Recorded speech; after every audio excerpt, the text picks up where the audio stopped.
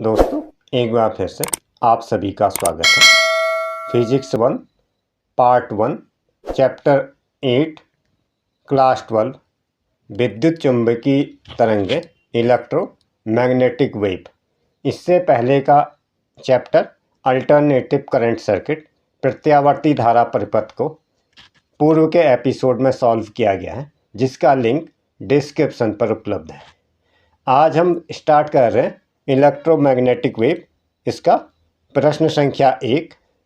जैसा कि इस किताब में लिखा हुआ है, इसमें जो है कैपेसिटर हमें दिखाया गया है, जो कि 12 सेंटीमीटर त्रिज्या के दो वृत्ताकार प्लेटों को, सर्कुलर प्लेट को, इनके बीच की दूरी 5 सेंटीमीटर की दूरी पर रख करके बनाया गया है। संधारित्र को बाह्य स्रोत कैपेसिटर को जो है बाहर से सप्लाई दे करके चार्ज किया जा रहा है, के द्वारा आवेशित किया जा रहा है।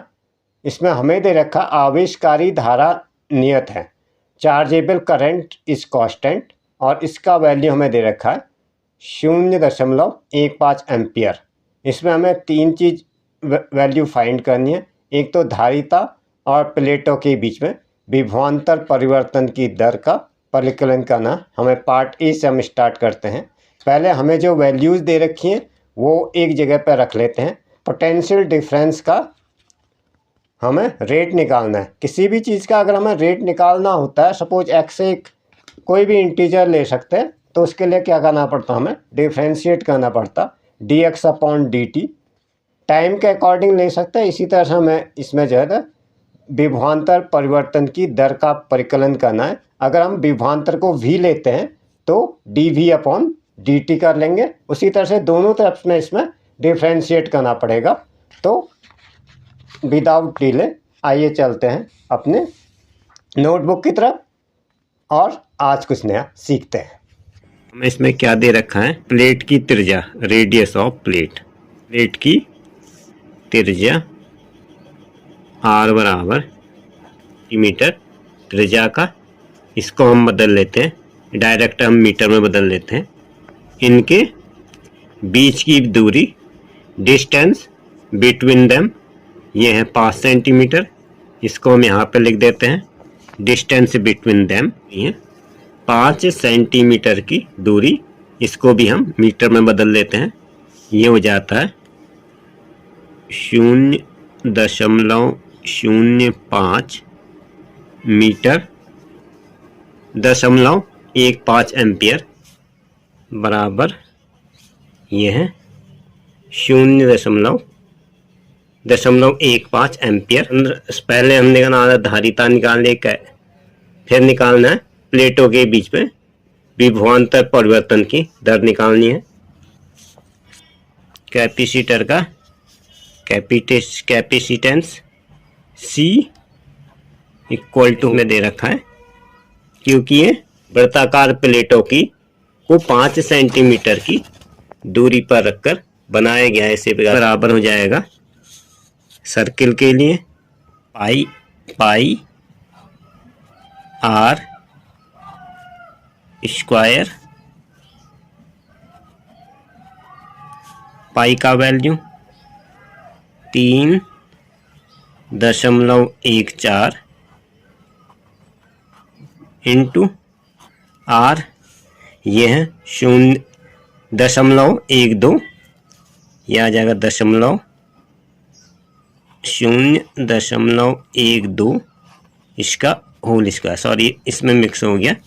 ये है C बराबर, इसका वैल्यू ले लेते हैं μ0।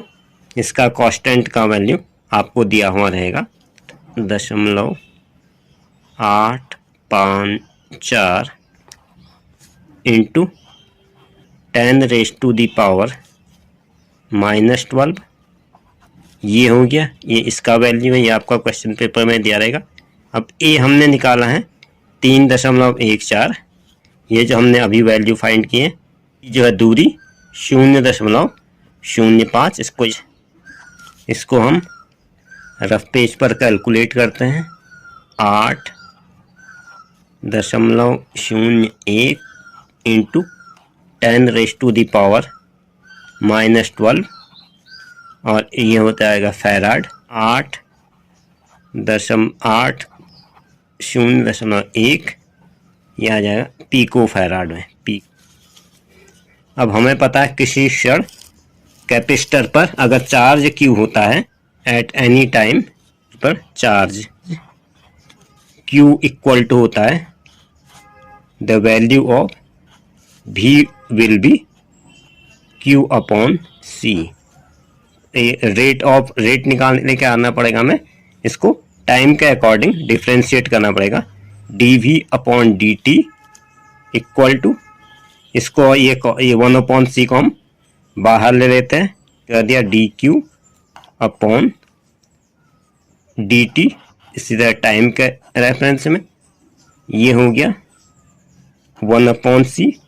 1 अपॉन C हमने पहले बार किया था 1 अपॉन C और इसका जो रेट ऑफ आता है वो आता है I के according dQ upon dQ upon dt equal to dQ upon dt equal to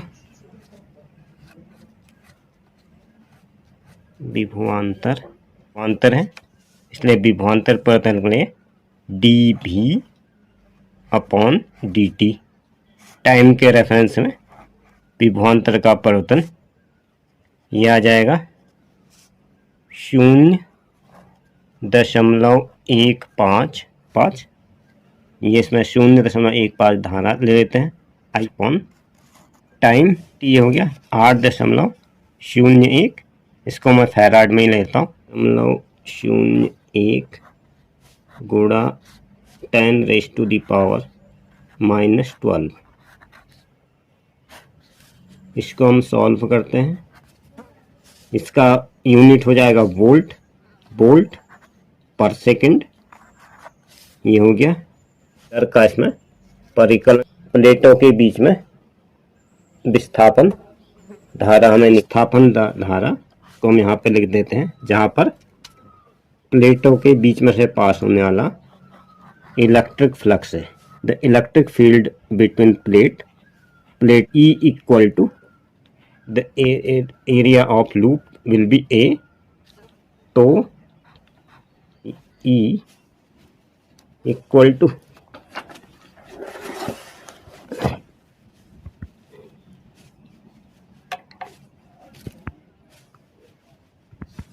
phi E बराबर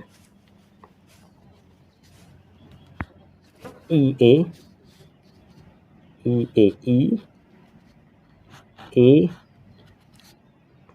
equal to Q upon μ0। It means d phi यहाँ पे हो जाएगा dE upon dt, dE divide by dt बराबर 1 upon इस और इसमें क्या आ जाएगा ID upon μ0 dQ upon dt, dQ upon dt equal to देते विस्थापन की धारा I D बराबर 0.15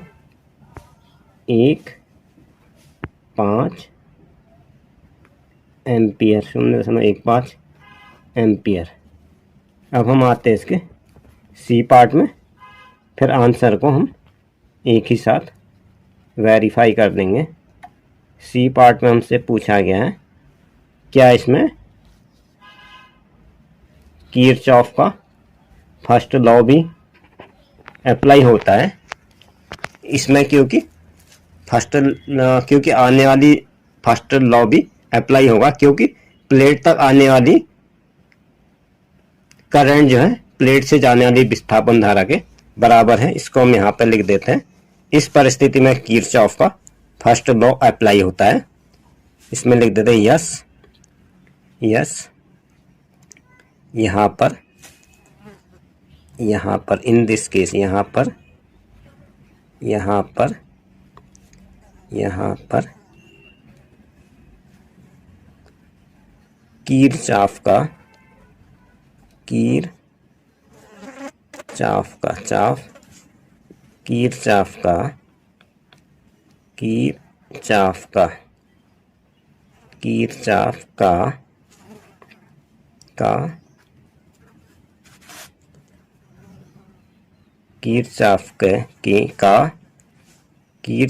का फर्स्ट लॉ कैपेसिटर की प्रत्येक प्लेट पर लागू होता है। संधारित्र की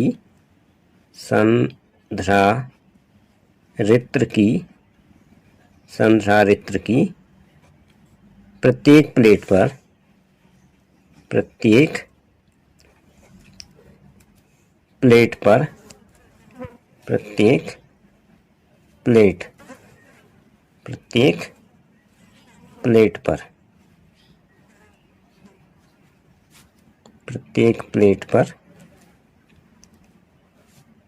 लागू होगा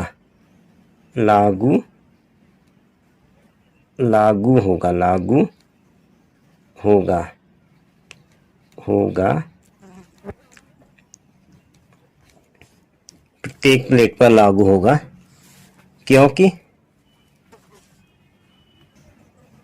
ये इसकी प्रत्येक प्लेट पर लागू होगा, क्योंकि इसको मैं यहाँ पर लिख देता हूँ, क्योंकि फर्स्ट प्लेट पर लागू होगा, क्योंकि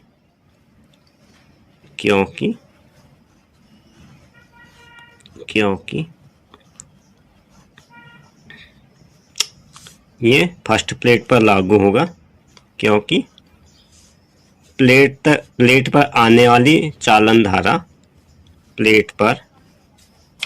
क्योंकि ये किरचॉफ का फर्स्ट लॉ संधारित्र की प्रत्येक प्लेट पर लागू हुआ। प्लेट तक आने वाली चालन धारा, प्लेट से जाने वाली विस्थापन धारा, ये इसका रीजन हो गया, क्योंकि इसमें किरचॉफ का नियम अब हम इसको वेरीफाई कर लेते हैं। अब हम इसके आंसर से इसको वेरीफाई कर लेते हैं। ये था हमारा क्वेश्चन नंबर 8 पॉइंट आते हैं ⁻10 वोल्ट पर सेकेंड, ये हो गया। अब बी वाले का क्या है, बी वाले का इस तरीके से आया है। इसका इस्तेमाल करने पर यही जो हमने इसको यहाँ पर लिखा है, यही चीज़ इसने यहाँ पर एक्सप्लेन कर रखी है। बी पार्ट में इसने भी सेम तरीके से कर रखा है। यहाँ पर विस्थापन की धारा ID बराबर 0.15 यहाँ पर ये विस्थापन की धारा ID बराबर 0.15 और डी पर इसने भी लिखा है, यहाँ पर जो है प्रत्येक प्लेट पर लागू होगा। लागू क्यों होगा, क्योंकि आने वाला और जाने वाला करंट, आने वाली धारा और प्लेट से जाने वाली विस्थापन धारा यहाँ पर बराबर है। इसी के साथ आज का यहाँ एपिसोड समाप्त होता है। यदि वीडियो पर पहली बार है तो चैनल को सब्सक्राइब करने के साथ साथ बेल आइकन को ऑल पर सेट कर दें। इसी प्रकार के नॉलेजफुल कंटेंट आपको यहाँ पर मिलते हैं।